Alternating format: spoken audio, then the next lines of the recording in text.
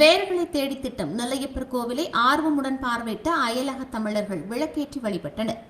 தமிழகத்தை பூர்வீகமாக கொண்டு வெளிநாடுகளில் குடியேறியவர்களின் குழந்தைகளுக்கு தமிழகத்தின் பாரம்பரியம், பண்பாடு மற்றும் மரபுகளை தெரிந்து கொள்ளும் வகையில் தமிழக அரசால் வேர்களை தேடி திட்டம் செயல்படுத்தப்பட்டுள்ளது.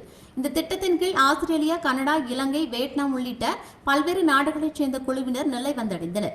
இவர்கள் தமிழகத்தில் பாரம்பரிய இடங்களான மகாபலிபுரம், ராமேஸ்வரம், கன்னியாகுமரி, மதுரை உள்ளிட்ட பகுதிகளில் உள்ள பாரம்பரிய சின்னங்களையும் இடங்களையும் பார்வையிட்டு வருகின்றனர்.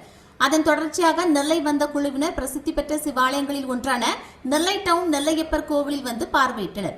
மொத்தம் 38 பேர் இந்த குழுவில் வந்திருந்தனர். தூத்துக்குடி மாவட்டத்தில் அமைந்துள்ள ஆதிச்சநல்லூர் உள்ளிட்ட பல்வேறு இடங்களை பார்வையிட்ட இந்த மாணவ மாணவிகள் நெல்லையப்பர் கோவிலை பார்வையிட வந்த அவர்கள் மேயர் ராமகிருஷ்ணன் வரவேற்றார்.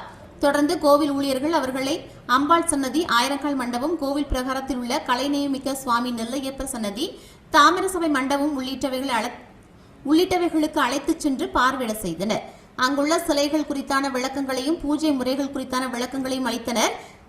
கோவிலின் சுவாமி நெல்லையப்பர், காந்திமதி அம்பாளை தரிசனம் செய்த அவர்கள் கோவில் விளக்கேற்றி வழிபாடு மேற்கொண்டனர். இதனையடுத்து மாநகராட்சி மைய அலுவலகம் எதிரே அமைந்துள்ள கப்பலோட்டிய தமிழன் வ.உ. சிதம்பரனாரின் மணிமண்டபத்திற்கு சென்று பார்வையிட்டு சுதந்திர போராட்ட வீரர்கள் வரலாற்றை கேட்டறிந்தனர். அந்த குழுவினர் சபாநாயகர் அப்பாவு, மாவட்ட ஆட்சியர் கார்த்திகேயன் ஆகியோர் வரவேற்றனர்.